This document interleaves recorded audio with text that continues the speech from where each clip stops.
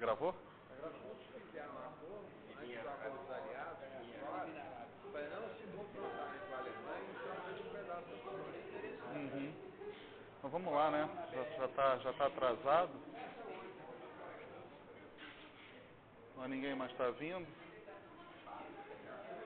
Senão a gente não começa hoje, né? Passa ali para mim.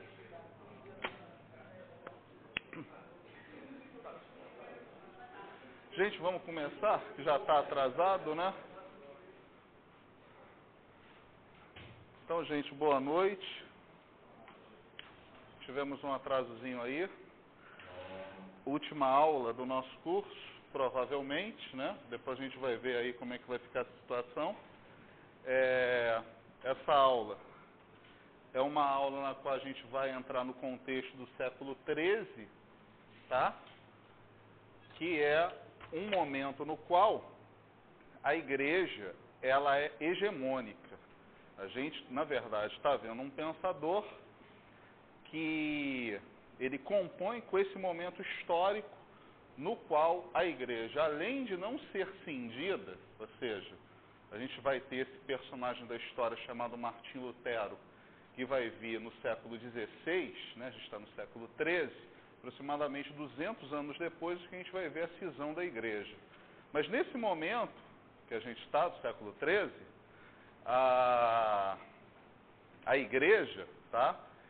Ela domina o ambiente europeu praticamente sozinha, porque a gente tem os reis do Sacro Império Romano Germânico que antagonizam com a igreja, não permitindo que a igreja se torne senhora absoluta da Europa. Então, politicamente, a igreja reina, juridicamente a igreja reina, e, como não poderia deixar de ser, dentro do panorama filosófico, né, a gente está utilizando essa palavra, panorama filosófico, para ir mais rápido, né?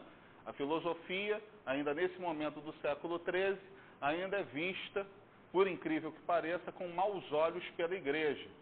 Por quê?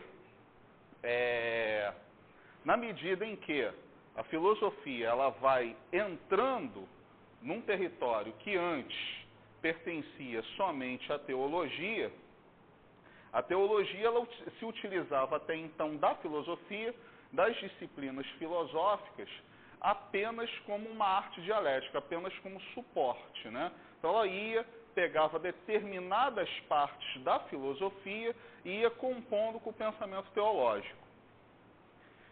E Tomás de Aquino, ele vai mudar completamente esse panorama, né?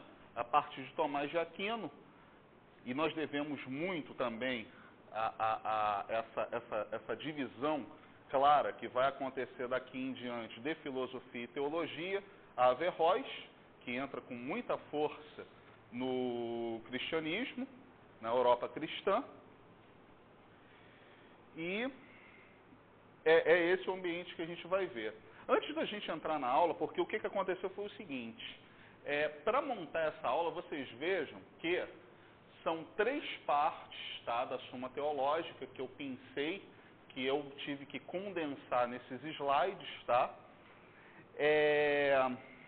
E obviamente eu não pude colocar tudo o que eu gostaria nesses slides, porque senão a gente ia ter uma aula de 5, 6 horas, e obviamente, né, isso não é possível, né, nem para mim, nem para vocês. Tomás de Aquino, ele nasce em 1225, tá? Como eu coloquei, ele é um ente, ele é um personagem da vida, que ele já vem dentro de uma igreja que é senhora, né, do pensamento, é senhora da política, é senhora das artes jurídicas, é senhora das artes liberais. Esse momento do século XIII, ele é um momento no qual os mestres de teologia, os mestres de dialética, eles estão deixando os campos. Até o século XI, XII, as bibliotecas dos mosteiros, não que tenham deixado de estar, tá? Mas os mestres, suas bibliotecas, os seus alunos, eles ficavam afastados da cidade. Eles ficavam nos mosteiros, nos grandes mosteiros, Esses mosteiros ficavam nos campos, e com o movimento de abertura de comércio, com essa hegemonia que a igreja passou a ter sobre o território, esses mestres começaram a ir para as cidades junto com seus alunos, levando parte das bibliotecas.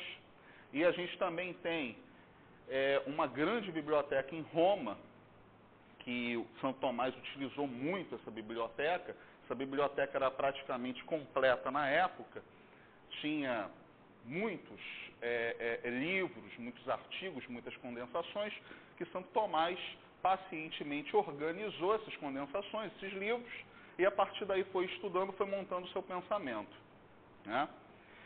E Santo Tomás, na verdade, teve muitas dificuldades para chegar a ser o que foi. Não estou dizendo dificuldade material, mas uma dificuldade que provinha da sua própria família. Santo Tomás inicialmente recebe uma educação beneditina, e nessa educação beneditina, a família entrega Santo Tomás aos beneditinos como oblato. O que é um oblato? O oblato, ele é aquele que as famílias aristocráticas entregavam, no caso, a ordem beneditina, no caso, para ser um padre, para ser um integrante da igreja, mas um integrante de grande destaque da igreja, né? É como se fosse um sacrifício que aquela família ofertava à igreja para mostrar a sua fé, o seu compromisso com o cristianismo, tá? Só que Santo Tomás gostou muito daquele ambiente, né? Eu não sei se já falei para vocês, a ordem beneditina ela se caracteriza por uma forma de ser que a gente sintetiza numa única frase, né? Ora e labora, ou seja, reza e trabalha, né? Então, essa disciplina que São Tomás recebeu, com um acesso estupendo, e é o momento do século XIII, e a tradução da obra de Aristóteles para o latim está completa, porque a escola de tradutores de Toledo, que eu já falei para vocês, quando a gente estudou, né, a filosofia árabe, fez, né, aquele concurso de sábios, efetuou a tradução completa das obras de Aristóteles para o latim. São Tomás tinha acesso a toda a obra de Aristóteles, com exceção da política. E ele gostou muito daquela disciplina, gostou muito daquele ambiente, e a família dele, né, do Tomás de Aquino, era uma família muito poderosa. E ela tinha contato não, ela pertencia, essa família, à família do Frederico II, que era o rei, né, da Itália. A gente tem que levar em consideração que a Itália, nessa época, ela não é a Itália que a gente conhece hoje, né? Os vários reinos, né, que compunham a Itália, iam da Itália até hoje o que é a Alemanha, né? Então, a Itália só se unifica em 1871, juntamente com a Alemanha. Bem,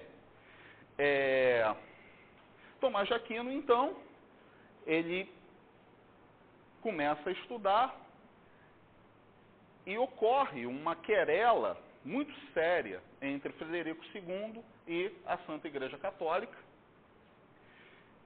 Por quê? Quando Frederico II, ele, entre aspas, assume o trono italiano, ele era muito criança mesmo. Ele tinha não lembro muito bem a idade, mas ele tinha menos de 5 anos de idade. Os regentes, né, governavam em nome de Frederico II. Quando Frederico II, ele alcança a idade suficiente para governar a Itália, a igreja exige dele que ele concorde com determinadas coisas para que ele fosse sagrado rei. E ele, na cara de pau, concordou. Não, eu concordo mesmo com isso. Você vai desmembrar a Sicília, você vai entregar isso aqui para a igreja, você vai fazer aquele outro. Não, perfeitamente, eu vou entregar mesmo, eu vou fazer meu negócio, eu estou fechado com a Santa Igreja Católica. Só que, assim que a Igreja Católica sagra Frederico II rei, ele finge que nada prometeu, nada entrega à Igreja, e começa uma querela muito séria. Por quê? Vocês sabem que o atual Estado do Vaticano, como não poderia deixar de ser naquela época, Roma é a sede do poder da Igreja. Roma está dentro da Itália. Então começou um conflito político, começou um conflito de interesses entre Frederico II e o Papa, na época, Inocêncio III. Inocêncio III não estava gostando nada do poder que o Frederico II estava tendo, né? Estava ali no auge daquele poder, né? E o que acontece? Encurtando bem a história para a gente poder entrar em Tomás de Aquino, né? No pensador Tomás de Aquino. A família do Tomás de Aquino, inicialmente, toma partido de Frederico II, principalmente depois que o Papa, aí Gregório IX, Inocêncio III já morreu, Gregório IX chega e fala, não, o negócio é o seguinte, eu estou excomungando o Frederico II. Frederico II não comunga mais, excomungo, não comunga mais aqui na nossa Santa Igreja. E antes disso, a guerra já estava em movimento, e a família do Tomás de Aquino estava do lado do Frederico II. Só que com essa excomungação, a família do Tomás de Aquino, opa, o cara foi excomungado, peraí, o cara foi excomungado. Parou de dar suporte a Frederico II e passou a integrar as tropas pontifícias contra o mesmo Frederico II. Nesse ambiente, tá, que eu estou passando para vocês, está se desenrolando o início da vida de Santo Tomás. E Santo Tomás soube aproveitar, de certa forma, esse movimento. Ora, a família apoia Frederico II, numa hora, não, agora eu apoio o Papa. O negócio aqui é com o Papa, não quero ser excomungado, minha família não quer ser excomungada, quer ir direto para o reino dos céus, e então nós vamos apoiar aqui as tropas de Gregório IX contra Frederico II. E Santo Tomás está crescendo e ele conhece alguns frades dominicanos e passa a gostar muito deles. E vai e se oferece como noviço, etc. A família, num segundo momento, a mãe de Santo Tomás, que queria que Santo Tomás fosse uma figura resplandecente da igreja, né? Fosse uma figura política da igreja, a Teodora, manda que os irmãos prendam Santo Tomás, né? Eram exércitos, né? Eram polícias, né? Cada família tinha um exército, né, à sua disposição, e Santo Tomás é sequestrado, esqueci a localidade e o tempo, tá? Mas é só para a gente imaginar essas cenas, tá? Isso aí, né, sem aquela datação precisa. E Santo Tomás é levado novamente para o castelo da família, onde fica enclausurado nesse castelo. E nesse castelo ele começa a estudar mais profundamente a Bíblia. E ele se torna um cara assim, um exegeta, um hermeneuta da maior qualidade. Pontuando, Santo Tomás não conhecia o árabe, não conhecia o grego. Tá? Santo Tomás lia apenas latim. Então as traduções que chegavam às mãos de Santo Tomás eram traduções primorosas. Porque mesmo sem conhecer o árabe, mesmo sem conhecer o grego, mesmo sem conhecer o hebraico, Santo Tomás fez uma obra primorosa. Por quê? Porque os tradutores das obras eram tradutores da mais primeira linha imaginável. Santo Tomás pagava mesmo os tradutores, para os tradutores versarem para o latim as obras, e fora os documentos dentro da cidade de Roma, das bibliotecas romanas, que eram riquíssimas. Depois, Santo Tomás teve acesso a outras bibliotecas também fantásticas, e ele, na verdade, só consegue fazer a obra que ele se pretendeu, inclusive a Suma Teológica é uma obra incompleta, por incrível que pareça, porque ele era uma pessoa de um espírito extremamente organizado. Nós podemos dizer que Santo Tomás, mesmo antes de conhecer a obra de Aristóteles, era aristotélico. Por quê? ele tinha uma disciplina, uma organização, um método de leitura, que era uma coisa, né, muito particular dele mesmo, né? Aí, depois, o pai de Santo Tomás falece e a família meio que concorda que Santo Tomás siga a vida dele, porque, tipo assim, como quem diz, né, esse aí não tem mais jeito, né? Santo Tomás, então, se reencontra com os frades dominicanos. 2 anos depois, ele é sagrado padre, tá? E começa uma jornada de estudos violenta, ou seja, ele tira o grau de bacharel em teologia, depois ele se torna doutor em teologia. Nesse intermédio, ele já está lecionando e leciona praticamente em várias universidades, praticamente em todas as universidades italianas conhecidas da época, tá? Nápoles, por exemplo, que era uma faculdade caracterizada pelo ensino da medicina, São Tomás leciona lá. E depois, obviamente, Santo Tomás tem o seu destino na Universidade de Paris. Ele vai à Universidade de Paris, onde aprende mais algumas coisas, mas, na verdade, Santo Tomás não é chamado à Universidade de Paris gratuitamente, tá? Santo Tomás, na verdade, ele tem uma missão muito certa na Universidade de Paris. E isso em todos os momentos em que Santo Tomás lá lecionou. O principal motivo da permanência de Santo Tomás na Universidade de Paris era o seguinte: Averroes entrou na Europa. Averroes entrou com muita força na Europa. E a gente vai conhecer um personagem durante essa aula chamado Siger de Brabante. Siger de Brabante, ele fechou com o averroísmo. Ele cria a corrente do averroísmo latino. Tanto é que Santo Tomás ele escreve um livro chamado Contra Averroístas, que na verdade é um livro no qual ele está concordando com as teses de Averroes, só que ele começa discordando, o livro todo é ele concordando com Averroes e termina da seguinte forma: então agora discordo mesmo de Averroes. É essa discordância de Santo Tomás com relação a Averroes, até bem porque Santo Tomás também já estava sob ataque das autoridades eclesiásticas por ter fechado com Aristóteles, por ter estar cristianizando o pensamento de Aristóteles, que até então, o pensamento de Aristóteles, ele era incompatível com o dogma romano, com o dogma da Santa Igreja Católica. A Santa Igreja Católica via Aristóteles como um mal e um perigo iminente. Por quê? Na doutrina do estagirita pelo estagirita, não cabem conceitos como imortalidade da alma, eternidade, Deus. Se você ler Aristóteles por Aristóteles, você não vai encontrar nada disso. O que é que Santo Tomás faz?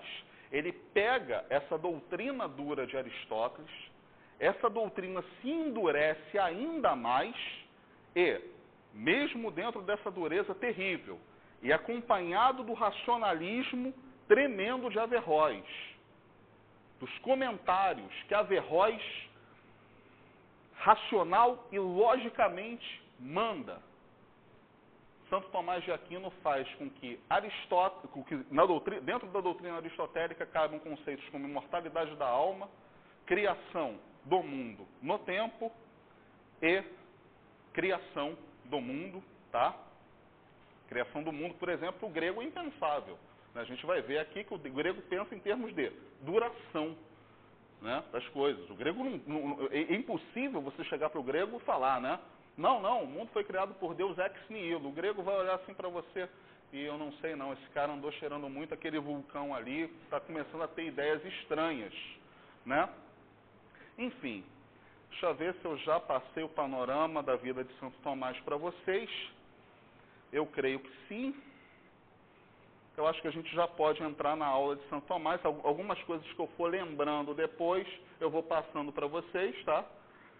Eu creio que basicamente isso. Vamos fazer primeiro uma síntese da aula passada, porque essa síntese dessa aula passada, ela é essencial para a gente compreender o pensamento que vai vir agora, né? Como eu falei para vocês, eu peguei textos muito densos, vocês já conhecem Santo Tomás.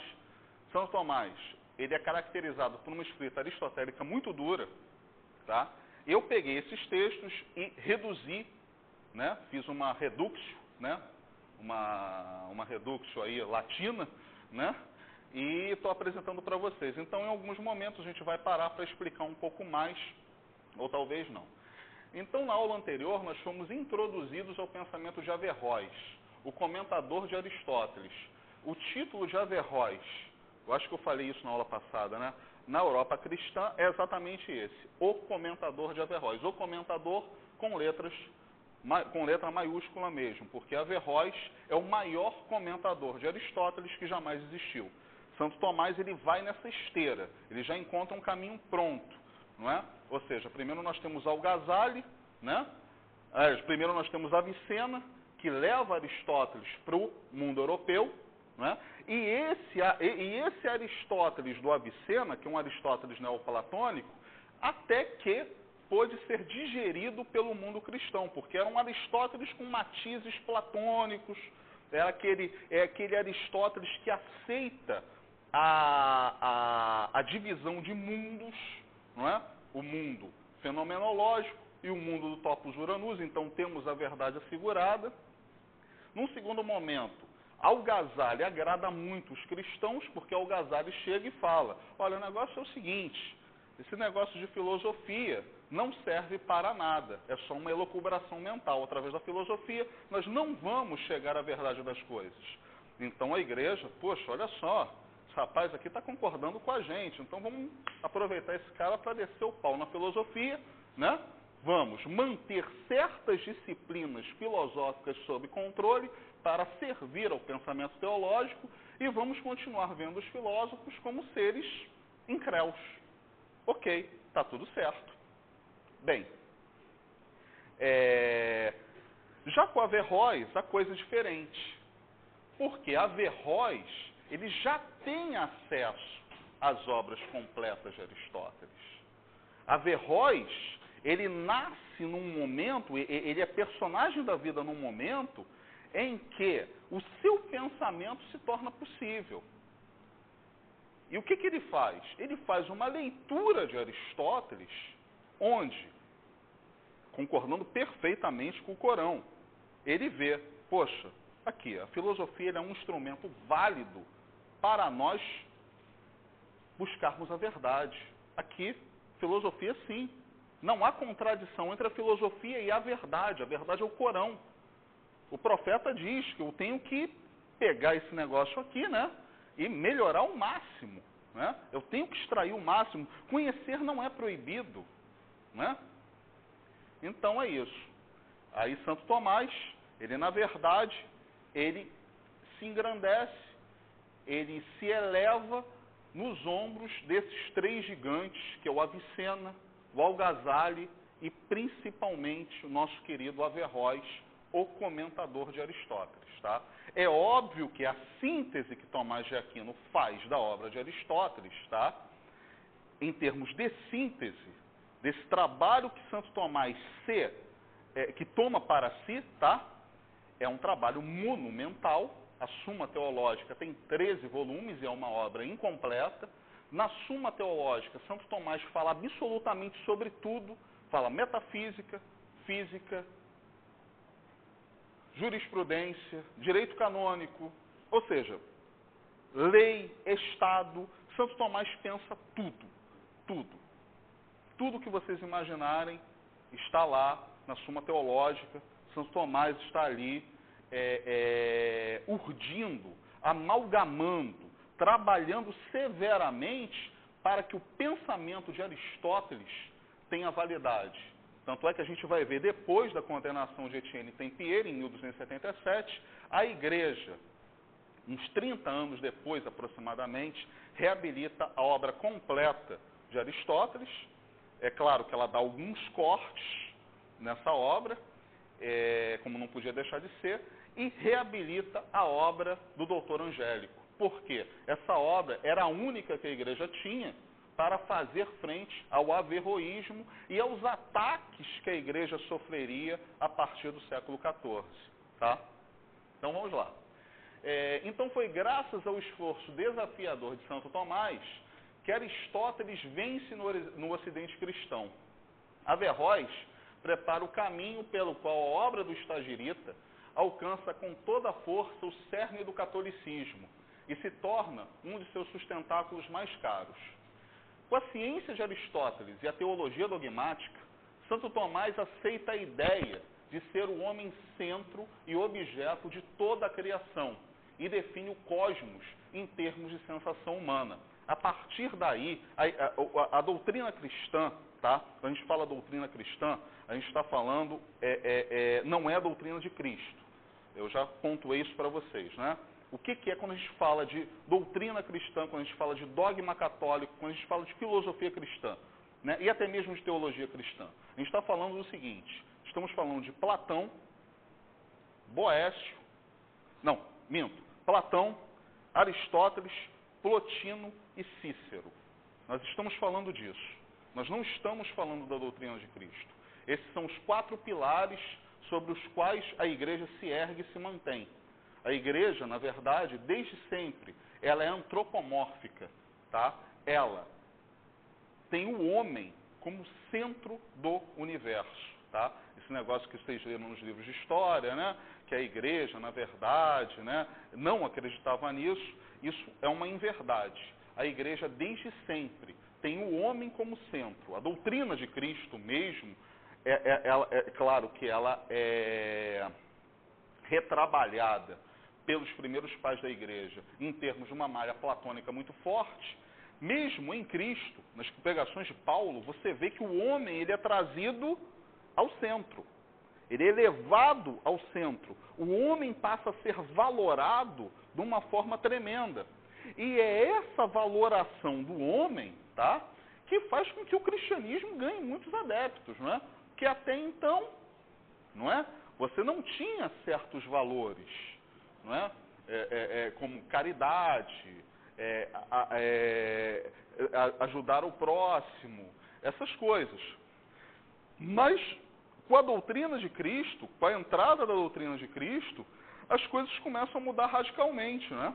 Vocês lembram que depois que a igreja ela se torna o poder hegemônico bem entre aspas, né? Porque a gente ainda tem a figura do imperador romano, do Pontifex Maximus, né? Depois que o Império Romano cai, os valores cristãos eles começam a tomar força, a tomar preponderância, e os mosteiros, inclusive, serviam de lugar para cuidar dos doentes que não tinham condição de pagar um médico, né?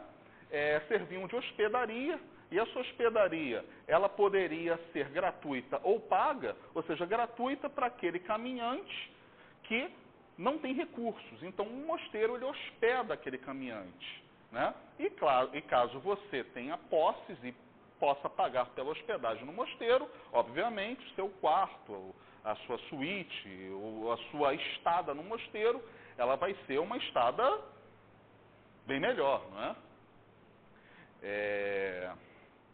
E dentro do próprio Império Romano mesmo, durante essas fases de transição, os cristãos levam para Roma uma série de instituições até então desconhecidas dos romanos. Dentro da sociedade romana, você pagava por absolutamente tudo.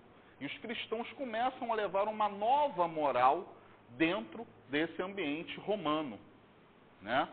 Ou seja, valores como estender a mão ao próximo, ao desvalido, dar esmola a mendigos, e outros tantos que se eu ficar me alongando aqui, a gente não termina essa aula hoje, vai ficar em Império Romano, né? Então, enfim, os cristãos, eles transtornam o mundo, eles levam uma nova moral para esse mundo, tá? A gente está falando de um cristianismo que está lá no início, né? É um cristianismo ainda, de certa forma, tá? Eu vou usar essa palavra, embora ela seja inadequada, para a gente entender mais rápido. É um cristianismo puro ainda. Tá? Depois que a igreja ela se torna efetivamente o que ela é, esses valores cristãos originais continuam convivendo com, obviamente, a magnificência que se torna o edifício da igreja. Né? Então vamos lá, onde é que eu parei mesmo? Então ele adota o sistema astronômico de Ptolomeu com uma terra central. Isso era apenas uma hipótese de trabalho porque Santo Tomás não teve acesso aos documentos gregos, tá? Que diziam que, na verdade, a Terra gira em torno do Sol. Santo Tomás ele teve algumas pequenas falhas dentro do seu conhecimento, então ele adota a hipótese de Ptolomeu como uma hipótese de trabalho, só que a igreja ela chegou e falou, não, vamos comprar o pacote todo, é isso mesmo, a partir de hoje é assim. O Sol gira em torno da Terra e quem disser o contrário, a gente vai tratar de adotar as medidas corretivas eficientes para fazer com que esse cidadão não mais pense o contrário. Aqui é assim, né? O Sol gira em torno da Terra e estamos combinados, não é? Então, tal cautela, entretanto, não teve seus discípulos. A teoria geocêntrica tornou-se parte do esquema ortodoxo, passando a constituir, a partir de então, sério obstáculo a Copérnico e Galileu, que vem depois. Tá? Copérnico e Galileu, eles vêm depois, fazem novas observações dos céus, chegam a conclusões que não estavam coadunadas com o pensamento de Santo Tomás, obviamente com o pensamento de Aristóteles e com o pensamento de Ptolomeu. E eles se chocam com a igreja. E a igreja, a gente já sabe, conhece a história, a igreja adota as medidas coercitivas suficientes para manter o seu sistema, não por muito tempo. Depois a ciência vai, não é, evoluindo e hoje, obviamente, a gente já sabe que a Terra gira em torno do Sol, né, o Kepler fala para a gente que é num formato elipsoide, né? A gente já sabe disso tudo. Vamos lá. Bem, as premissas de Santo Tomás funcionavam com máxima habilidade e convincente consistência, de modo que qualquer ataque à filosofia ou à ciência de Aristóteles passou a constituir ataque frontal ao dogma e à Santa Igreja Apostólica Romana, a partir do século XIII e início do XIV. E esse ataque deveria ser respondido com força máxima. Quando a gente fala força máxima, é exatamente isso que a gente está lendo. A igreja aprimora os seus esquemas coercitivos de forma a não permitir outra verdade que não a dela. Só que esse momento do século XIII que nós estamos é um momento de uma igreja única, é um momento de uma igreja muito forte. A gente está passando um pouco para trás, um pouco para frente, só para fazer o contraponto, né?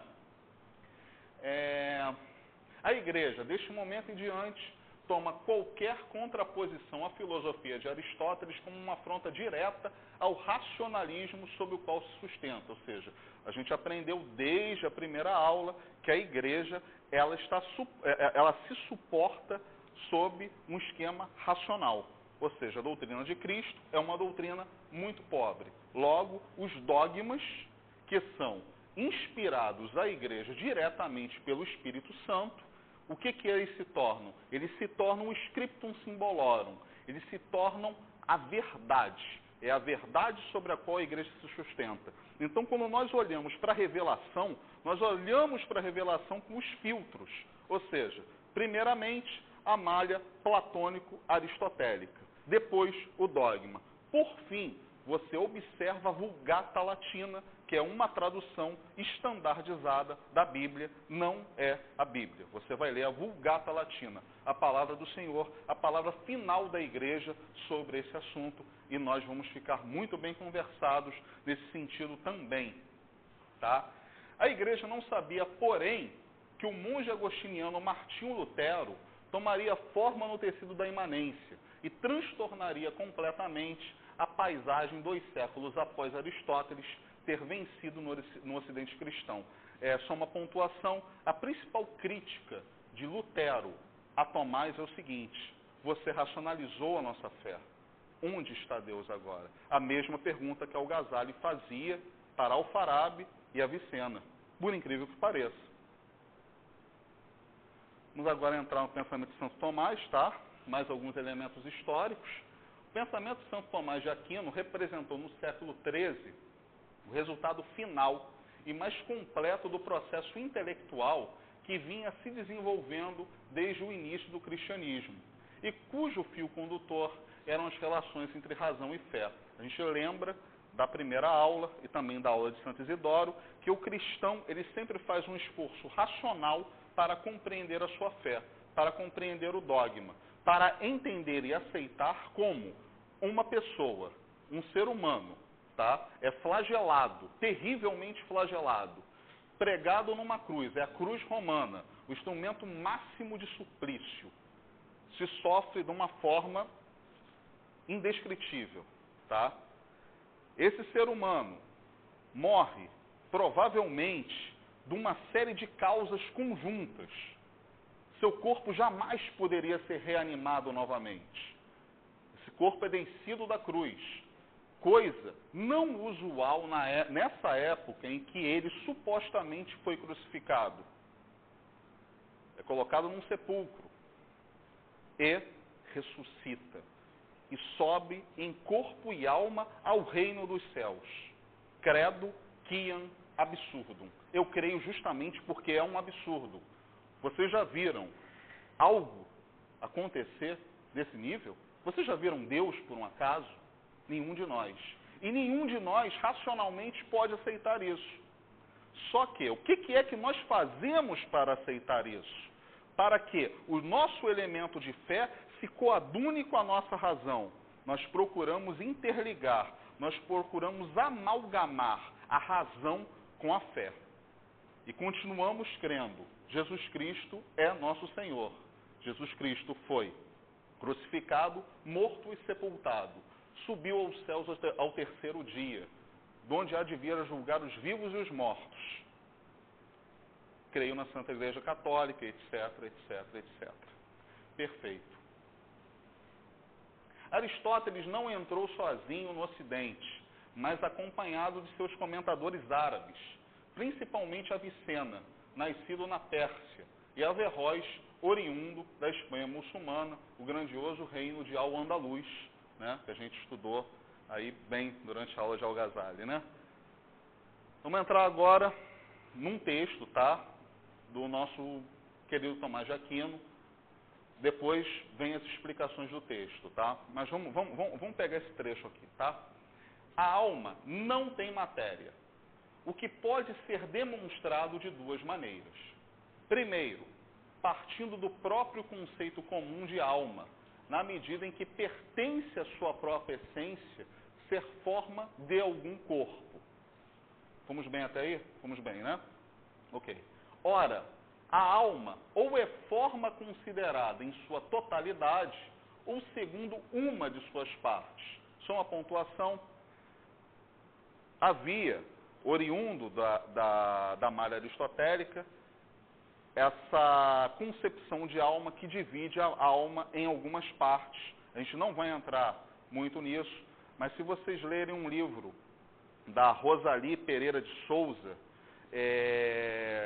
Avicena, A Viagem de uma Alma, vocês vão encontrar isso muito bem explicado, tá? A gente não vai entrar porque senão a gente não termina hoje a aula, mas só essa pontuação. Então, a gente poderia ver a alma como um todo, tá? A alma, a ânima como um todo, ou a gente poderia dividir essa alma em várias partes e daí a gente tira algumas funções da alma, alma intelectiva, alma sensitiva, né? Essas coisas. Se em sua totalidade é impossível que alguma de suas partes seja matéria, se entende por matéria um ser que só está em potência, porque a forma enquanto forma é ato. A gente vai estudar isso mais à frente, tá? Por enquanto, quem entendeu, entendeu, quem não entendeu vai entender mais à frente. Ora, aquilo que somente está em potência não pode ser parte do ato, uma vez que o conceito de potência exclui o ato enquanto seu oposto. Se, porém, apenas uma parte da alma for a forma do corpo, diremos que esta parte é a alma, e a matéria da qual é o primeiro ato, chamaremos primeiro animado.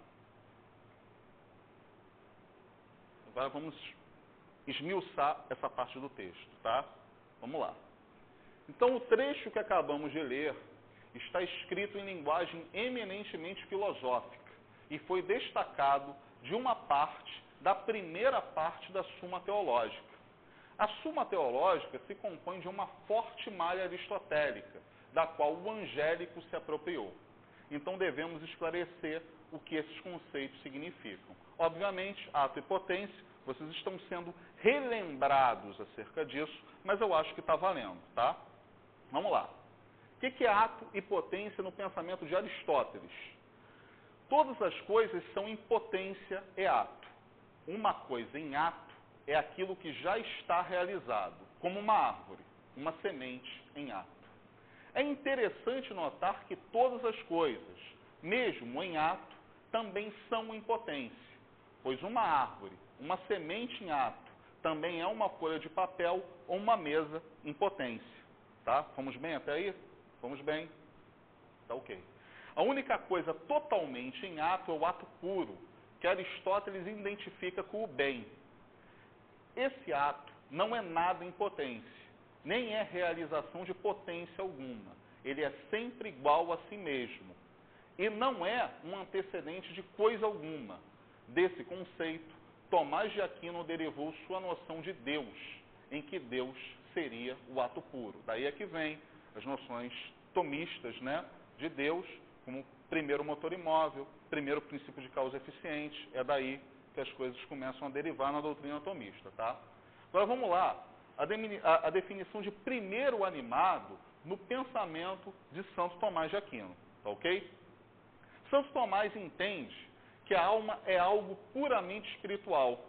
Portanto, a alma não participa da matéria. Logo, pelo que lemos e entendemos, a alma toma a forma do corpo, né? A forma substancial aristotélica. Porém, Tomás lança a hipótese. Vamos lá. Tomás está lançando essa hipótese aí para a gente ver. Se a alma toma a forma total ou parcial do corpo, ok? Aí Tomás começa a responder, tá? Isso aí é uma condensação num texto deste tamanho, tá? Então, vamos ter um pouquinho de paciência para entender isso aí, tá? Se a alma toma a forma total do corpo, então é impossível que tenha matéria, ok? É impossível que tenha matéria. 2. Se a alma toma a forma parcial do corpo, então a parte sem matéria será ou seria a alma propriamente dita. E a parte da alma correspondente à matéria seria o primeiro animado, ou seja, a parte da alma que toma parte com a matéria. Tá ok? Ela toma essa parte, tá? A forma é ato. A matéria está em potência em relação à forma. Logo, o primeiro animado é a manifestação da passagem do ato à potência da forma animante. Ou seja, essa forma que anima o corpo. Isso é hipótese, tá? Santo Tomás, como a gente viu, entende que a alma é puramente espiritual, tá? Mas ele está trabalhando com essa hipótese, e se fosse dessa forma também, como seria? Então, Tomás, né, até lança, até se toma de um ímpeto empirista, né? Poxa, peraí, se fosse dessa forma, como seria, né? Então, ele está indo por esse caminho, tá? O corpo animado vivo só é devido à ânima. E quando esta se ausenta do corpo, este deixa de operar a forma substancial e perece. Abandona sua aparente coesão. Ou seja, o corpo, ele morre. Vamos lá? É a continuação daquele trecho, tá? Essa gravura que eu trouxe para vocês, tá? É uma gravura muito legal. Eu achei ela por acaso, né? Aqueles acasos felizes, né? Isso é o seguinte, gente. Aquele ali é Aristóteles, tá? E esse aqui é Alexandre Magno. Esse que está vestido, totalmente vestido, e numa cadeira, né, cadeira, né, de Alexandre mesmo, né, o rei da Macedônia. E Aristóteles está ensinando filosofia, aliás, ensinando tudo para Alexandre, né? Filosofia, biologia, física, astrofísica, moral, como vencer na guerra, como se tornar um rei justo, como ser soberano e etc. Né? Eu achei essa imagem muito legal para a gente quebrar um pouco essa densidade que é o pensamento de Tomás. Tá? Vamos continuar então a ler. Em segundo lugar, podemos provar que a alma não tem matéria a partir de sua própria natureza, a saber, enquanto a intelectiva. Pois é evidente que tudo que é recebido por outro o é segundo o modo de ser do recipiente, ou seja, o corpo é o recipiente dessa alma intelectiva, tá? Dessa ânima intelectiva. Ora, a alma intelectiva conhece a natureza das coisas em geral, como, por exemplo, a pedra enquanto pedra em geral. Eu falo para vocês pedra, vocês vão imaginar uma pedra, ok, né? Pois é a forma da pedra segundo sua razão formal que está na alma intelectiva. Perfeito? Vamos agora entender alguns conceitos que Tomás de Aquino usa.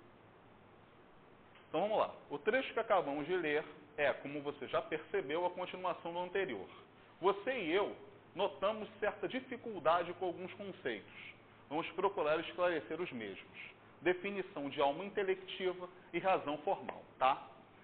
Dentro da malha aristotélico-tomista, vocês veem agora que a gente começou a fazer uma transição, né? A gente está fazendo a transição do pensamento de Aristóteles para o pensamento aristotélico-tomista. A gente está começando a andar, né? Pouquinho, mas a gente está andando, tá? O que conhecemos provém dos sentidos.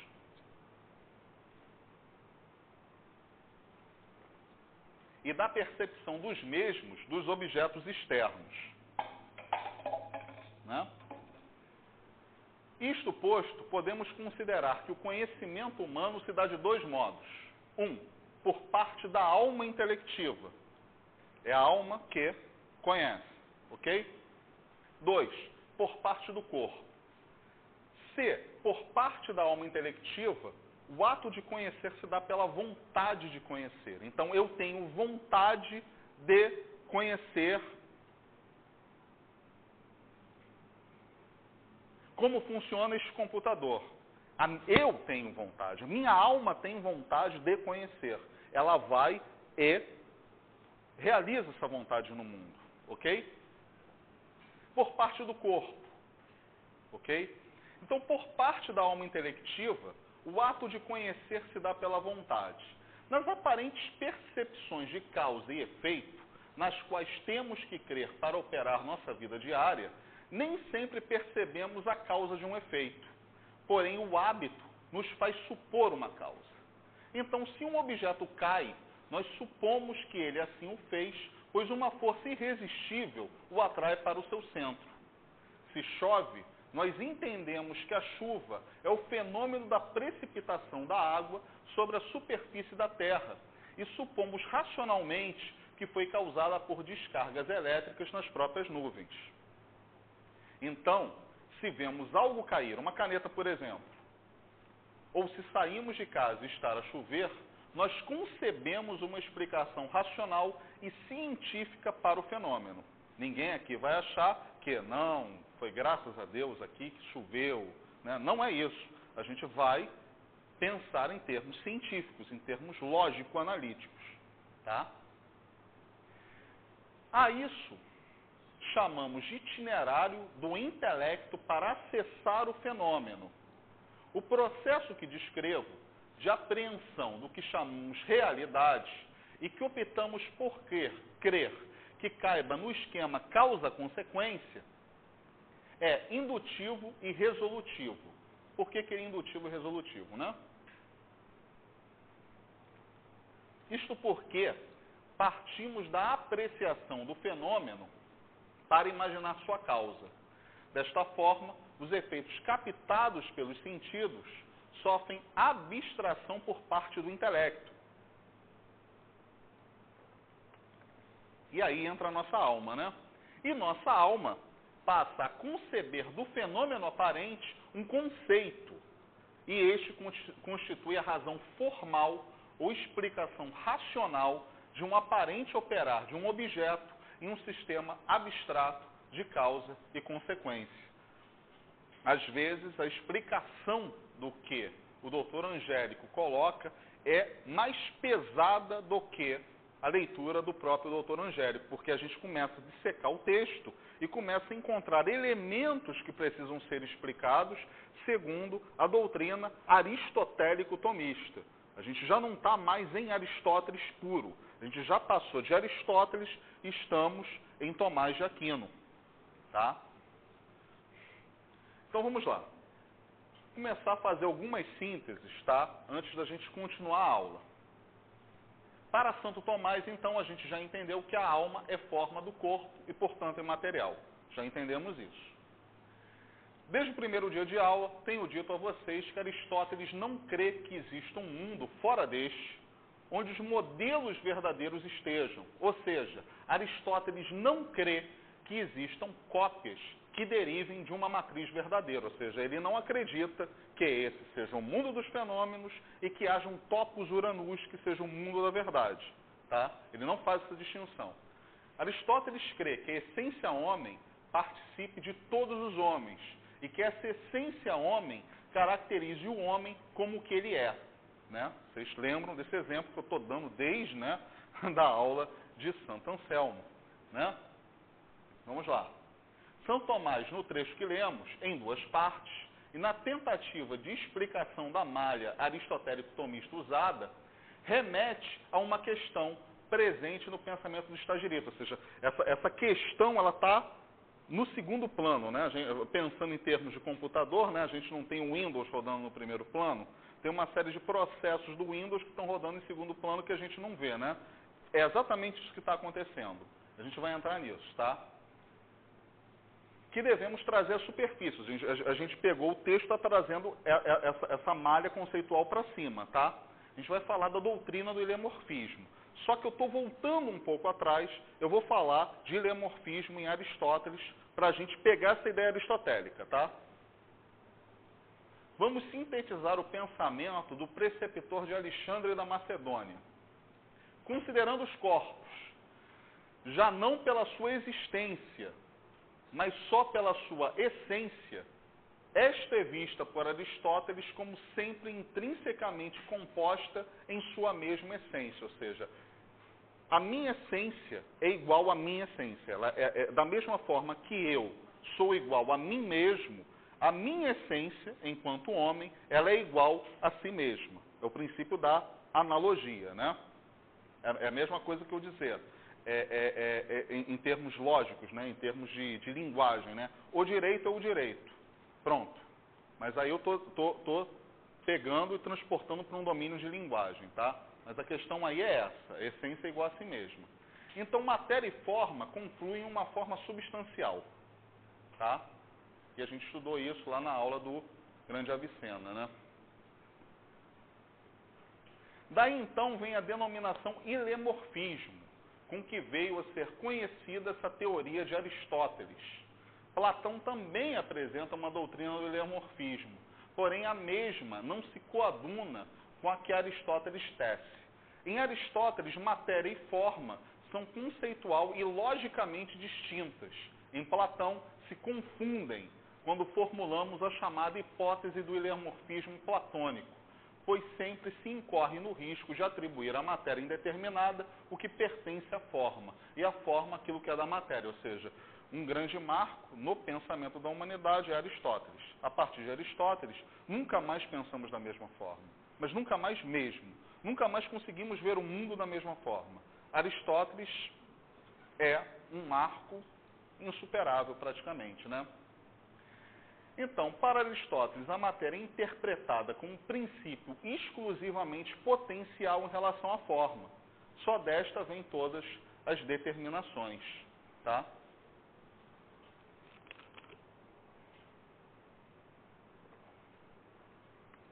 Bem, gente, eu dei aqui mais uma pequena parada para a gente dar uma respirada, né?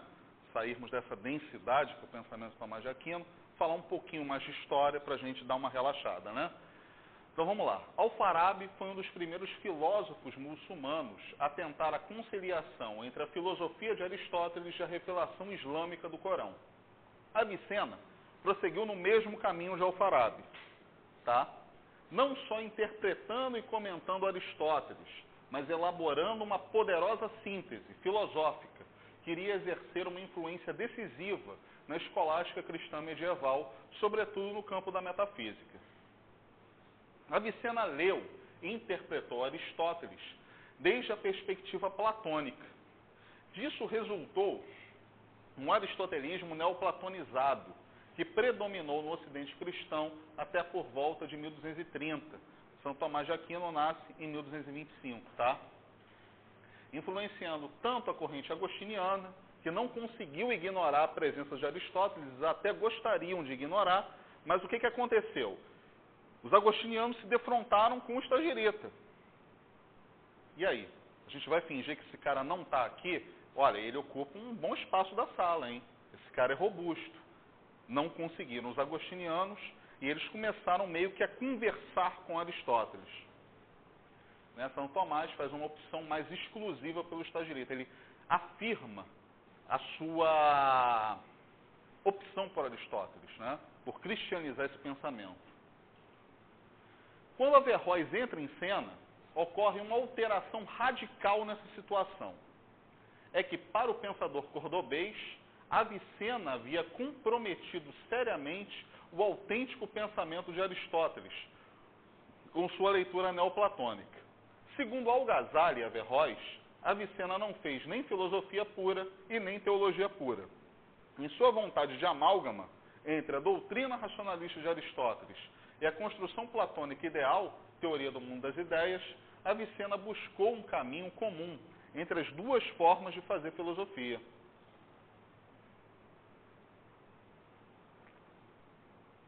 Só que Averroes, ele propõe um retorno, sem concessões, ao autêntico aristotelismo, como única forma possível de se fazer filosofia. E ele faz isso principalmente após tomar conhecimento de Tarrafut al-Falasifa, a destruição dos filósofos, que a gente viu nas aulas passadas, e observar que essa forma de pensamento, o ceticismo de Al-Ghazali, tomava corpo e alma andaluz e, obviamente, colocava a própria vida de Averroes em sério risco. Para Averroes, fazer filosofia é interpretar corretamente o pensamento de Aristóteles. Agora a gente está entrando numa parte histórica muito legal e vamos tentar compor, né, imaginar essas cenas, né, que essas cenas são fantásticas. As ideias de Averroes foram acolhidas incondicionalmente por Siger de Brabante e seus seguidores da Universidade de Paris e constituíram um movimento intelectual conhecido como Averroísmo latino. O Siger de Brabante era professor na Universidade de Paris,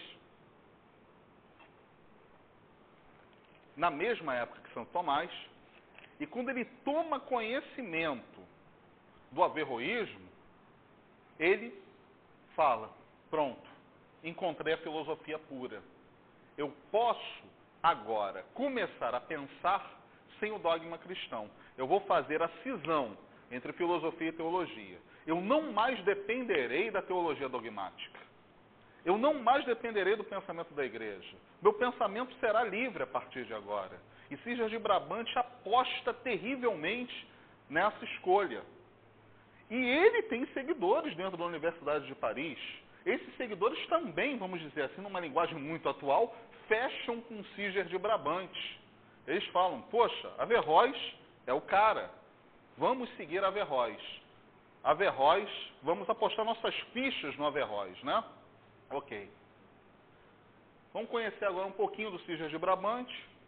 Ele nasceu em Liege, na atual Bélgica, filósofo e teólogo, professor da recém-fundada Universidade de Paris, onde estudou.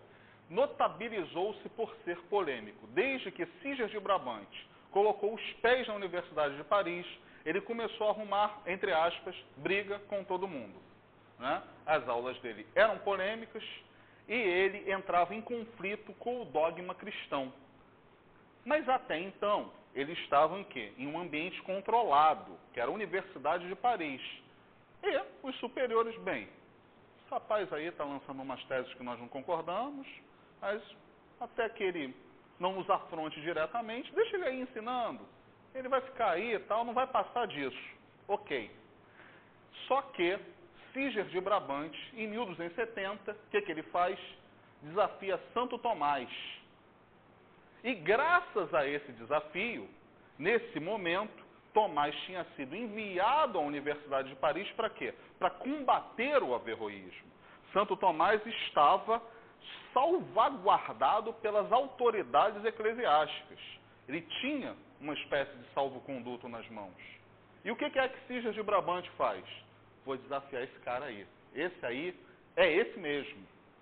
E, em 1270 mesmo, ele foi considerado herético. Nada aconteceu com ele não, porque ele tinha dinheiro, excelente posição social, vinha de família rica, ou seja, você é herético, pronto. Tira esse cara da cátedra o quanto antes, impede ele de ensinar. Pronto. Já dominamos Siger de Brabante. E Siger de Brabante foi defensor incondicional de Averroes na Europa cristã. Ele considerava Averroes de tal modo que absorvia os poderosos golpes que toda a sua obra sofria por parte da dogmática católica, ou seja, ele, mesmo subversivamente, continuava ensinando Averroes. É isso que aconteceu. A igreja teve que fazer vista grossa, porque o camarada, ele mesmo assim, incorria nas suas heresias. A posição de Santo Tomás nesse emaranhado de ideias, tendências e conflitos era difícil e delicada, pois ao optar pelo aristotelismo, rompia com a tradição platônico-agostiniana, incompatibilizando-se com os tradicionalistas e seus aliados na hierarquia eclesiástica, que passaram a ver Santo Tomás meio assim de rabo de olho, né? Esse rapaz aí, trazendo esse ateu, esse tal de Aristóteles, esse cara aí que está dizendo que a alma é produto do funcionamento do corpo. Poxa, não se lê a palavra Deus aqui nesse livro do Aristóteles? Que negócio é esse, tá? Mas, ao mesmo tempo, fingia não aceitar as interpretações racionalistas dos seguidores aguerridos de Siger de Brabante e dos averroístas latinos, que o acusavam de timidez intelectual. Averroes, então, ali, isolado, né? Já tinha sido morto, morreu em 1198, né? Mas os escritos dele estavam incendiando literalmente a Universidade de Paris. Ele estava levando o pessoal a um espírito exaltado cada vez maior e a igreja ali tentando ver como é que controla aquilo, né? Poxa vida, e aí? Aristóteles chegou. Aristóteles chegou e não temos mais como tirar Aristóteles daqui de dentro. Ele está aqui dentro. Olha, o homem é grande, vai ser difícil segurar esse cara. Na realidade, Santo Tomás assumiu uma posição absolutamente original, corajosa e revolucionária. Optou por Aristóteles e seguiu a interpretação de Averroes sem jamais abdicar da autonomia de suas próprias ideias, perante a autoridade de ambos. Tomás de Aquino reverenciava literalmente Averroes e Aristóteles. Ele primeiro consultava esses dois. Ele tinha a ideia dele. Ele ia, consultava, via, bem, olha, mas eu discordo. E ele, magistralmente, discordava de Averroes e de Aristóteles, né? Se vocês tiverem paciência algum dia de ler alguns livros da Suma Teológica, vocês vão ver que a coisa é construída aristotelicamente de uma forma, eu acho, né, muito bonita, né? É uma coisa assim fantástica, né, gente? Um negócio lindo, né? É por isso que o sistema tomista se caracteriza pela presença das mais profundas exigências racionais. E esse sistema é de tal forma logicizado que a apreensão racional da fé torna-se possível. Tomás inaugura o horizonte da fé racional em um Deus apreensível humanamente, tornando a máxima agostiniana de que é lícito apreender Deus racionalmente, paradoxalmente possível. Santo Agostinho nos diz que o homem pode chegar à mente de Deus. Santo Tomás fez com que chegasse. A teologia, como ciência, é o fio condutor do processo das relações entre razão e fé. Desde o momento em que a invenção do mito Cristo evolui, o mesmo é apropriado por uma máquina de atribuição de sentido que se diz a si mesma católica, do grego katolikos, universal, pois que se entende como mediadora entre os crentes e Deus, certo? Ao perceber que o mito Cristo movimentava as massas com suas promessas incríveis de uma vida plena após esta e cheia de recompensas para aquele que crê, a Igreja, em seus primórdios, passa a defender o absurdo que é um homem morrer na cruz romana, ressuscitar e subir com o mesmo corpo flagelado aos céus. O absurdo se torna verdade. Desta forma, a teologia força a racionalização do dogma através de seu instrumento, a filosofia. Então agora, novamente, a gente deu essa relaxada, né? Aprendeu o que é teologia, né? Deu aquele passeio na história. Vamos voltar para Santo Tomás.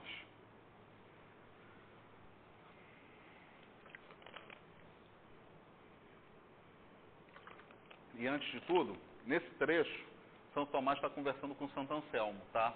A gente viu na aula de Santo Anselmo o argumento ontológico da existência de Deus, onde Santo Anselmo prova que Deus é ente necessário, né?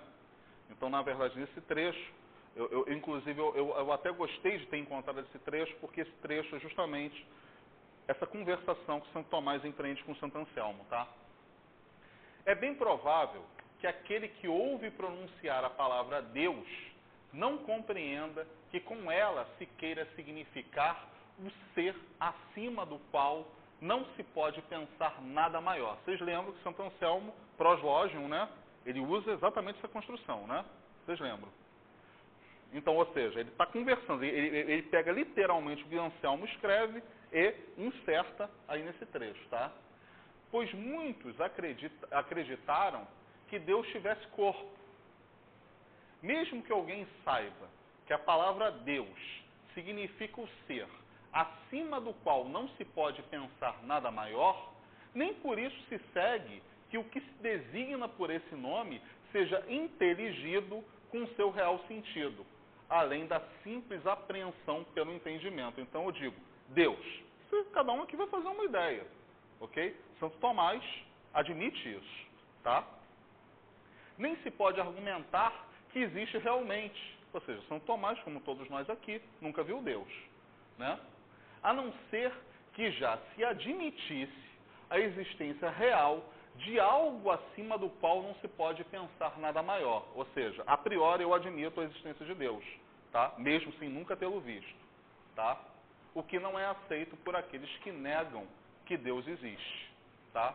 Aqueles que negam que Deus existe, nem com essa questão a priori, né? Eles conseguem admitir a existência de um primeiro motor imóvel, tá?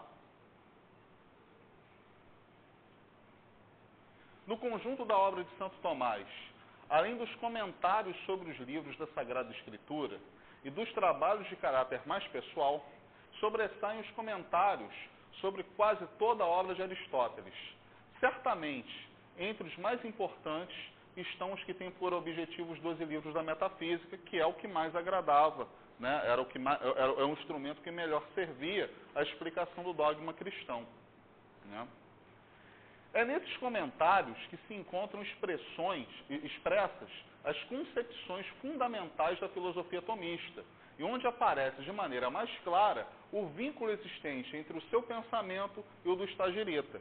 Ou seja, mesmo que Santo Tomás tenha feito um amálgama entre o seu pensamento e o pensamento do Estagirita, o pensamento de Aristóteles, ele, na verdade, ele cria uma obra muito original, que ele utiliza-se do pensamento de Aristóteles, ele utiliza-se do pensamento de Averroes para tecer, no final de contas, ideias revolucionárias sobre as coisas.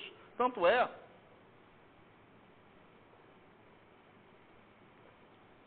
que a gente lembra que em 1277 a obra de Tomás de Aquino é condenada pela Igreja. Ou seja, o negócio era tão revolucionário, o pessoal não aceitava aquela nova interpretação do dogma, que resolveu logo, não, vamos condenar para salvaguardar a doutrina racionalista da Igreja. Só que, no momento seguinte, as pessoas foram lendo, foram tomando conhecimento, o averroísmo começa a entrar, começa a tomar mesmo conta do pensamento europeu, e a Igreja precisava ter um contraponto em relação àquilo. E a Suma Teológica, a Suma contra os Gentes, principalmente a Suma Teológica, que foi a obra condenada, tá? Que a Suma contra os Gentes é o quê? É principalmente um recado que Tomás, que a igreja está dando aos averroístas, né? Olha, quem aqui não comungar conosco, quem não respeitar o dogma, quem não entender as coisas como nós entendemos, está correndo um risco aí de receber um processo canônico nas costas. É basicamente isso. Que a igreja, como ela participa de dois mundos, né? Ela tem legislação sobre os dois e impõe a legislação desse outro mundo neste, né? É basicamente isso.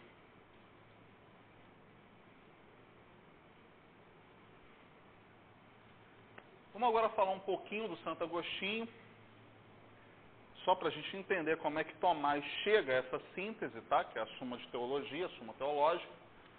Santo Agostinho, ao incorporar os princípios da filosofia platônica na meditação cristã dos dogmas, consagrou definitivamente o encontro, a convivência e a colaboração entre a razão e a fé.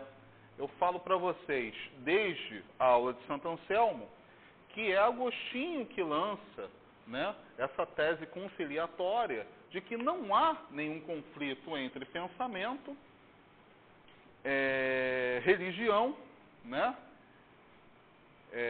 filosofia, teologia e ciência, tá? Ele, na verdade, ele busca o amálgama entre essas três formas, né, de nós entendermos o mundo. Então, Santo Agostinho, ele não vê a razão como antagônica à fé. Ele vê que a razão é um complemento da gente entender por que a gente crê, né? Ou seja, creio para compreender, é a máxima agostiniana, né? Ou seja, primeiro eu creio, depois eu compreendo, né?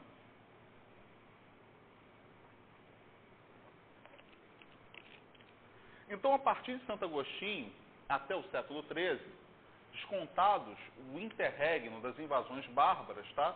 Entre os séculos V e IX, e passando por Santo Anselmo e por Abelardo, a gente não falou quase de Abelardo, mas Abelardo foi um cara muito importante, pela logicização, né, do dogma, né?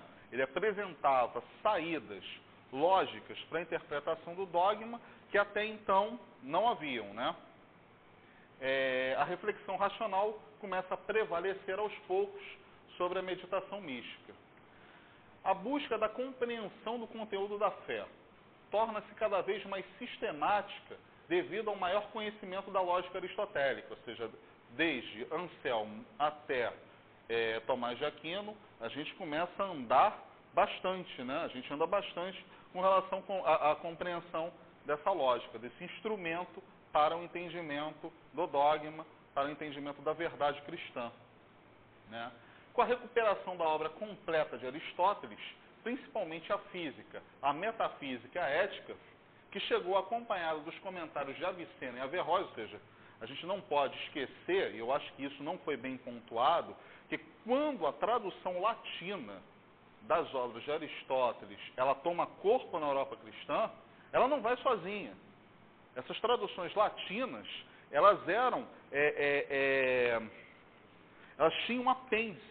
Esses apêndices eram as interpretações que Avicena e Averroes davam ao que se lia. Então você lia o texto, tá? E logo abaixo você tinha um comentário, ou de Avicena ou de Averroes. Então você, na verdade, você já recebia o texto aristotélico comentado.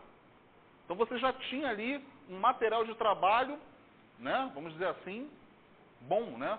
Porque você já recebia ali como a gente diz hoje, né, o comentador, né, lê o comentador primeiro antes da obra. Eles não, recebiam um pacote completo, né? O autor e o comentador estavam ali juntos compondo a obra, tá? A gente não pode esquecer o importante concurso dos pensadores judeus, tá? Avicebron, Maimônides, né? E graças a Averroes, Avicena, Al-Ghazali, Maimônides, Avicebron, essa riqueza toda inunda o Ocidente cristão. Então, quando Tomás ele toma corpo, né, ele já está em contato com essa riqueza toda, ele já tem contato com isso tudo, com escritos que até então os cristãos não tinham acesso. E, como eu falei para vocês, ele era aristotélico antes de conhecer Aristóteles, né? Então, ele pacientemente ele vai ordenando esse saber todo, né? Ele vai ordenando, ele vai trabalhando esse saber e o resultado a gente tem aí, né? Suma teológica, suma contra os gentes, ente e essência, da verdade, enfim, uma infinidade de livros, né? Até este momento, para falar acerca do que me propus nesta aula, copiei pequenos trechos da Suma Teológica e trouxe para a nossa apreciação, tá? Nesta questão da criação, farei de outra forma. Buscarei uma síntese, se é que isso seja possível, né? Posso não ter sido feliz na minha síntese. Se vocês pegarem o original de Tomás de Aquino, talvez vocês cheguem a essa conclusão. Mas eu tentei ser o mais feliz possível, né? Se é que isso é possível, estou a me arriscar aqui, do pensamento do Akinati, para nos iluminar nesse quesito. Espero ser feliz na constituição desse itinerário. Então vamos lá. A teologia dogmática cristã parte de uma posição essencialmente distinta da filosofia grega, ou seja, da nihilidade do mundo. O que vem a ser a nihilidade do mundo? Deus cria o mundo ex nihilo. Deus diz, faça-se o mundo se faz. Mas não existia uma matéria anterior com a qual Deus criou alguma coisa, não. Deus, pela vontade dele, que é a vontade de Deus, diz, faça-se o mundo. O mundo se faz do nada, ele cria a matéria do nada, né? Então vamos lá. Em outras palavras, o mundo é contingente, ele não é necessário. A gente lembra aquela definição da questão da necessidade em Aristóteles, né? A gente ainda tem claro isso na mente, né? O que é necessário. Ah, sim, ok. Ele não tem em si sua razão de ser. Ou seja, eu já dei uma diminuída na explicação, mas está valendo, né? Mas a recebe de outro, que é Deus. Ou seja, o mundo, ele não é suficiente, tá? Essa distinção se opera particularmente em relação ao pensamento de Platão e o orfismo, que é o movimento religioso que, dentre outros, influenciou a teologia platônica. Ou seja, para um grego, você chegar e falar para o grego que Deus cria o mundo a partir do nada é completamente absurdo. Tem, inclusive, alguns gregos, né?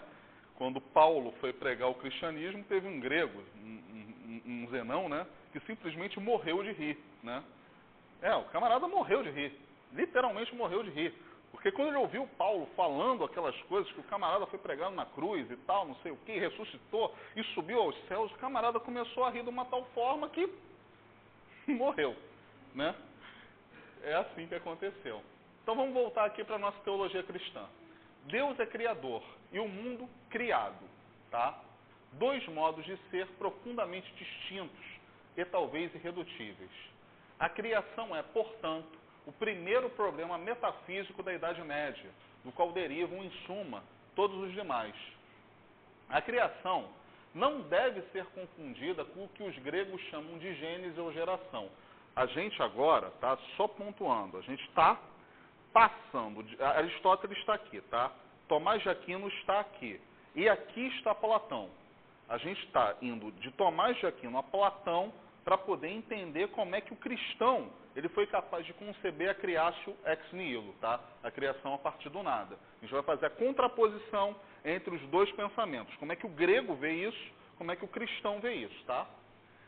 A geração é um modo do movimento, o movimento substancial. Este pressupõe um sujeito, um ente que se move e passa de um princípio a um fim, ou seja, a questão do telos, né? É o telos. A gente tem um objetivo, a gente parte de um lugar para chegar em outro, né? O carpinteiro que faz uma mesa, a faz de madeira. E a madeira é o sujeito do movimento, tá? Então ele está ali fazendo a madeira, a mesa, né? Primeiro a mesa, ele idealiza essa mesa, né? A mesa é um toco de árvore desse tamanho, ele vai lá lapidando e tal, até que chega o final, o produto final é a mesa, né? Mas o sujeito que está ali se transformando em mesa é quem? É a madeira, né? É o sujeito do movimento. O carpinteiro está imprimindo o movimento ali. Tá? Então vamos lá. Na criação, isso não ocorre. Ou seja, viu? A gente já está fazendo a contraposição entre a maneira grega de ver as coisas e a maneira cristã de ver as coisas. Tá? Não há sujeito. Deus não fabrica ou faz o mundo com uma matéria prévia, mas o cria, o manifesta. Fazendo a pontuação, quando perguntam a Agostinho, né, o que é que Deus fazia antes de ter criado o mundo, né? Agostinho responde: olha, meu querido, o mundo sempre existiu na mente de Deus. Ele existe, existiu e existirá.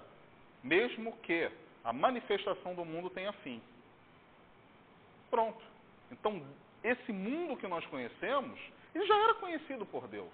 Deus simplesmente o manifesta, o traz à luz, né? Como preferem alguns, o materializa, né? Mas eu acho essa palavra muito feia, né? Mas, enfim, também serve. Alguns teólogos utilizam, inclusive, essa palavra materializar, né? Principalmente a teologia moderna. Isto posto, o mundo deixa a ideia e se torna contingente. Deus não tem necessidade do mundo e nem dos homens. Ou seja, se nós não existíssemos, Deus continuaria sendo Deus. Essa é a grande verdade. Deus não tem nenhuma necessidade de nós, nenhuma necessidade do mundo. Se Deus cria o mundo, Ele o cria por ato de pura bondade.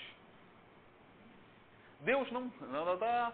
Porém, mesmo que o mundo tenha vindo à existência, podemos afirmar que seja eterno, pois que sempre existe, existiu e existirá na mente de Deus.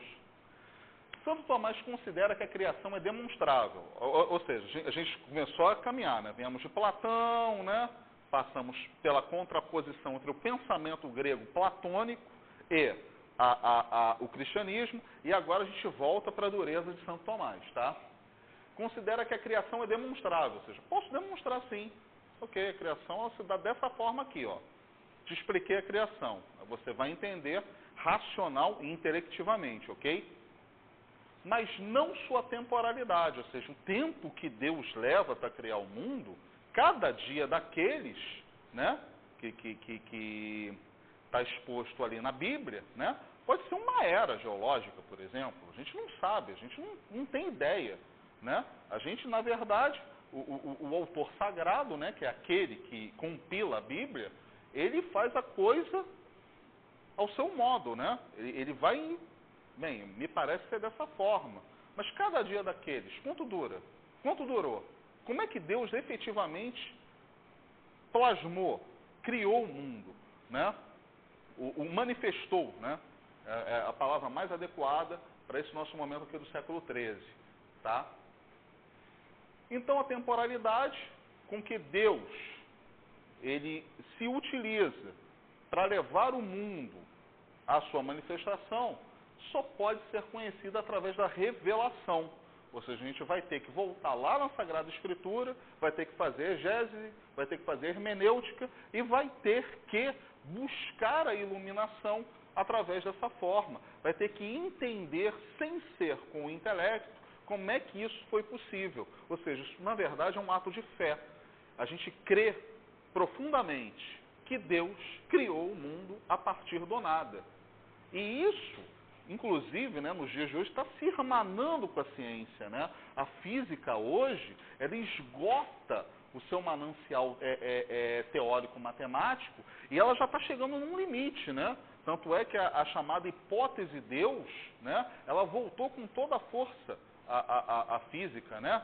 Os cosmólogos estão estudando, né, os pré-socráticos a fim de buscar um suporte filosófico para sustentar a teoria que a matemática ela não consegue, né, subsumir, né, vamos dizer dessa forma, né? Então vamos lá. Então, a ideia de uma criação desde a eternidade não é contraditória para Santo Tomás, pois o ser criado só o é porque seu ser é recebido de Deus. Isso se dá independente da sua relação com o tempo. Ou seja, como Deus, a gente vai ver mais à frente, né? Ele cria o tempo todo, né? Ele garante a existência do mundo, ele na verdade está num ato de criação que não termina, né? Então, não é absurdo nós pensarmos que o mundo vem desde a eternidade, né? Al-Ghazali pensa dessa forma, né? Que não é possível a criação do mundo no tempo, né? Que o mundo sempre existiu, existe e existirá, né? De toda forma, uma nova questão se coloca, que é a relação de Deus com o mundo já criado. O mundo não se basta a si mesmo para ser. Não tem razão de ser suficiente. Está sustentado por Deus na existência, para não cair no nada. É preciso, pois, além da criação, a conservação. A ação de Deus em relação ao mundo é constante. Isso equivale a uma criação continuada. Deus não deixa de trabalhar, tá? Portanto, o mundo necessita sempre de Deus e é constitutivamente necessitado e insuficiente. O mundo precisa da graça de Deus para se manter. Nós precisamos da graça de Deus para nos mantermos, para sermos, para buscarmos esse religare, tá? E a graça é grátis, né?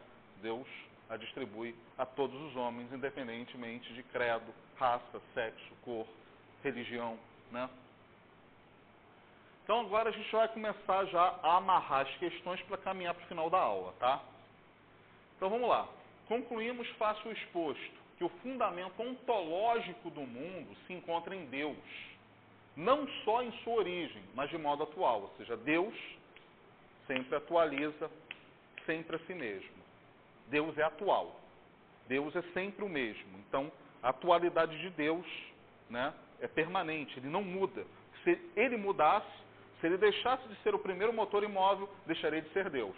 Então, Deus é atual permanentemente, porque ele é que garante a constituição das leis físicas. Simplificando, o mundo manifesto ou é por vontade de Deus. Isto posto, há uma vontade de Deus no mundo, que faz com que ele seja aquilo que ele é todo o tempo e o tempo todo. É essa vontade de Deus que garante a coesão de tudo o que há. A contingência, a passagem do tempo e o movimento do homem na história são garantidos por essa vontade de Deus, que mantém as leis físicas tais como são, e é o substrato delas, ou seja, é Deus que garante, no final das contas, a própria realidade que nós conhecemos. Então vamos lá, vamos começar a caminhar para o final da aula definitivamente, tá? O que é que a gente vai ter em mente após essa nossa última aula do curso, tá?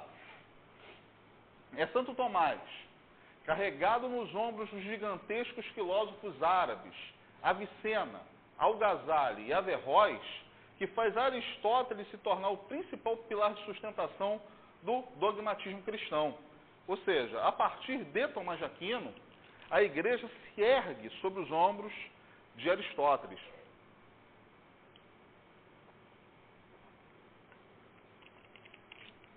Ela se garante ali, né? E isso vem um contínuo, né? Isso, na verdade, vem até hoje, né? A gente lê a bula do Karol Wojtyla, nosso querido Papa João Paulo II. João Paulo II, na verdade, em Fides é Ratio, né? Aquilo ali é um tratado, né, de escolástica aristotélica, né? É lindo, é lindo. É um negócio fantástico, porque João Paulo II, utilizando da malha aristotélica, da malha atomista, ele urde com muita perfeição essa relação da fé com a razão, ou seja, não há como duvidar, né? E interessante que ele, na verdade, já começa a lançar o novo horizonte, que os jesuítas estão apostando muito, que é o horizonte da fé sem Deus, né? Por incrível que pareça, Fides et Ratio é racionalmente tão bem construída, né? A razão garante tão fortemente a fé, que o horizonte da fé sem Deus, a transcendência pela transcendência, se torna possível, né? Isso já são assuntos de teologia bastante atuais. Os jesuítas estão investindo muito nisso, ao mesmo tempo em que investem no querigma, ou seja, eles estão jogando em duas frentes, né? Primeiro, a frente filosófica por excelência, ou seja, vamos garantir agora a fé. Pela fé não há mais o horizonte de Deus ali, ok, resolvemos esse grave problema, e o querigma, ou seja, o que é o querigma? A pregação dos primeiros apóstolos, ainda sem a malha platônico-aristotélica, certo? Como é que Paulo chegou na Grécia?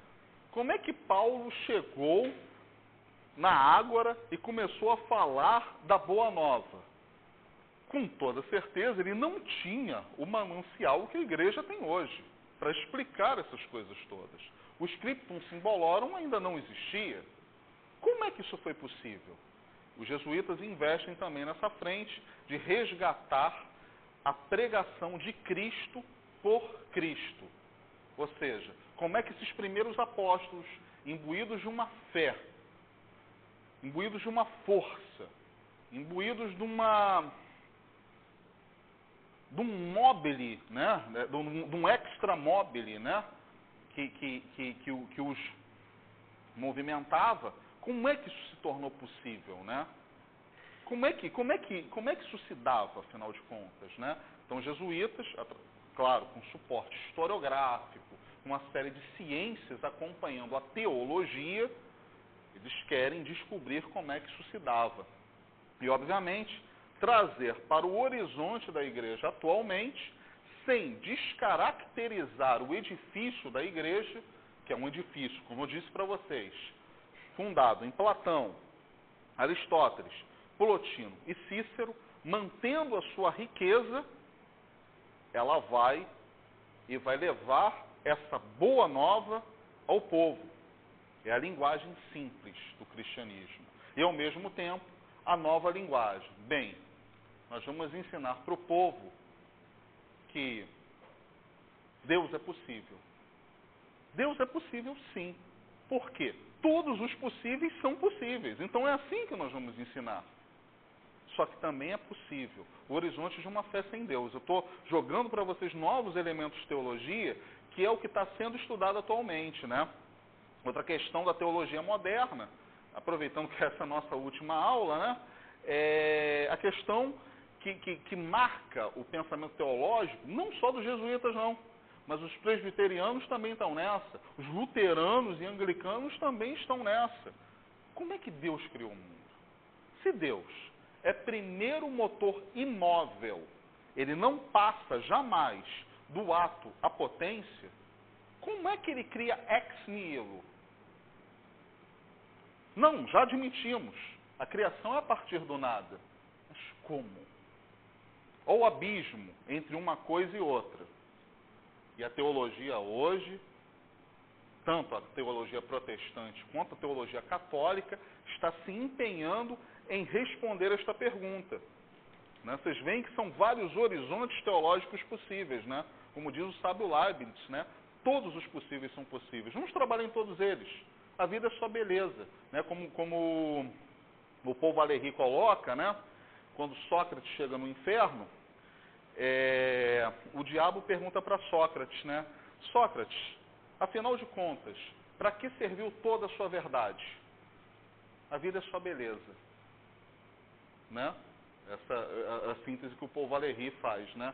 É uma imagem bonita, né? Só para a gente fazer a contraposição, né? Enfim, vamos voltar para São Tomás. São Tomás é o homem centro. Para São Tomás, o homem é o centro de toda a criação. A suposta doutrina de Cristo privilegia o homem como principal ator do teatro onde se passa a história. A partir do século XIV, o aristotelismo sofrerá grandes ataques como sistema, porém suas principais teses se manterão válidas até hoje. Né? A atualidade de livros como Ética Nicômaco, por exemplo, né? O Alasdair MacIntyre, recentemente, estava lendo Ética Nicômaco para compor seu pensamento, né? Estava lendo a Política de Aristóteles. São livros que não morrem jamais, né? Agora, obviamente, a gente vai pegar a física de Aristóteles e vai comparar com a física que nós temos hoje. Nós vamos, bem, parar de ler a física, né? E ficar com a nossa cosmologia moderna, né? Agora, como todos os possíveis são possíveis, se nós lermos a física enquanto beleza, aí já é outro papo, né? pensamento do doutor comum é considerado forma acabada do pensamento do preceptor de Alexandre Magno. Porém, sua síntese, complementação, correção e comentário sobre a obra do Stagirita somente se tornou possível e perfeita devido ao métron proposto e logicizado pelo nosso querido Averroes, né? Que literalmente, repetindo, tacou fogo na Universidade de Paris, né? Quando o Averroes chega na Universidade de Paris, os espíritos se inflamam. E eu não desenvolvi isso bem, vamos aproveitar agora para desenvolver. Quando Averroes chega na Universidade de Paris, os padres, eles veem um novo horizonte, eles anteveem um novo horizonte que iria se concretizar depois. Que é o quê? A separação, e percebam, Averroes não concordava essencialmente com isso. Isso é, na verdade, uma apropriação dos averroístas latinos, tá? Averroes, ele não via conflito nem confronto entre a filosofia de Aristóteles e seus comentários e a verdade que estava no Corão, ou seja, o mundo era outro, o mundo cristão é um, o mundo árabe é um mundo diferente, tá? Mas, enfim, e Aristóteles e Averroes chega, né, com a sua interpretação de Aristóteles, e os padres, eles veem o seguinte: bem, então, nós podemos considerar, isso na verdade é uma saída falaciosa, né, para se livrar da teologia e fazer filosofia por filosofia, tá? Vamos admitir aqui que tem uma verdade pela revelação, que é essa verdade aqui da teologia, né? Vamos respeitar, tal, olha, vamos fingir que a gente respeita, né? E vamos aqui fazer filosofia pura, vamos nos incomodar das coisas aqui que nos interessam, ou seja, por que o camarada ali fica doente, o que é uma pedra, o que é uma pedra mesmo, né? Por que o homem é aquilo que é? Mas realmente há uma essência no homem? Mas sem essa história de alma. Ou seja, eles começam a antever um novo horizonte dissociado da teologia. Essa é a força do pensamento de Averroes na Universidade de Paris no contexto do século XIII, tá? E que vai culminar no século XIV com o quê? Com o Guilherme de Ockham e o nominalismo. Que aí o Guilherme de Ockham, num outro momento, o que ele vai fazer? Bem, o negócio é o seguinte: eu vou arrumar um jeito de fugir da malha teológica. Tudo são nomes. E a partir daí, né, ele começa um outro trabalho, ele começa a trabalhar num outro platô, e obviamente o Guilherme de Ockham, ele está sobre os ombros de um gigante chamado Duns Scotus, tá? Que na próxima versão do nosso curso, não sei se vai ser esse ano ou se vai ser no ano que vem, tá? A gente vai estudar Duns Scotus, a gente vai estudar essa questão da imanência e da transcendência em Duns Scotus, tá? A forma é ato. A matéria está em potência em relação à forma, tá?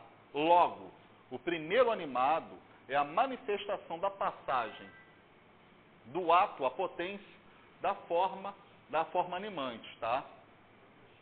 Perfeito? Os efeitos captados pelos sentidos sofrem abstração por parte do intelecto e nossa alma passa a conceber do fenômeno um conceito, e este constitui a razão formal, ou explicação racional do operar do objeto em um mundo de causa e consequência. Alfarabi e Avicena foram os primeiros a elaborar sínteses poderosas do pensamento de Aristóteles, e essas sínteses neoplatônicas receberam forte acolhida no Ocidente cristão. Averroes sentia que a filosofia estava em sério perigo no mundo árabe, e particularmente em Al-Andalus, após a publicação do livro de Al-Ghazali, Tarrafut al-Falasifa. Tendo sido o maior dos comentadores de Aristóteles, ele opta pelo pensamento do Stagirita por dois motivos. Ibn Rushd entende que filosofia é entender corretamente o pensamento de Aristóteles. 2. O cordobês entendia que a filosofia é via legítima de acesso ao conhecimento das coisas e do mundo, e que não se contrapõe ao Islã. Ao mesmo tempo em que aceitava Averroes e concordava com sua séria apreciação racional, Santo Tomás mantinha um autocriticismo e discordava quando pensava que deveria tanto de Aristóteles quanto de Averroes, nutrindo de toda forma por ambos um respeito reverente. Para a teologia cristã, Para a teologia cristã, o mundo é criado por Deus a partir do nada.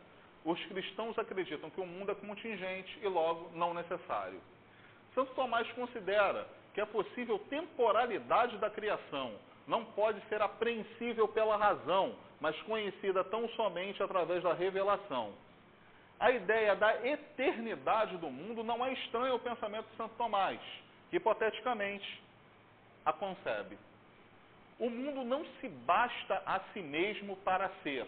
Não tem razão de ser suficiente. Está sustentado por Deus na existência para não cair no nada.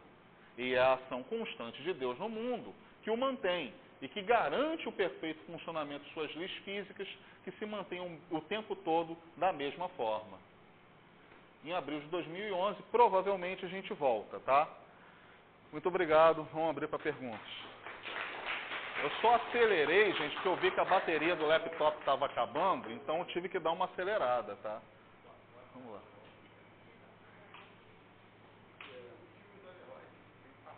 Vamos passar. Então tá ok, tem que passar também a aula, né? Cara, eu não sei, eu tenho que falar com o departamento ainda, tem que ter assinatura. Eu vou manter vocês atualizados na lista, tá?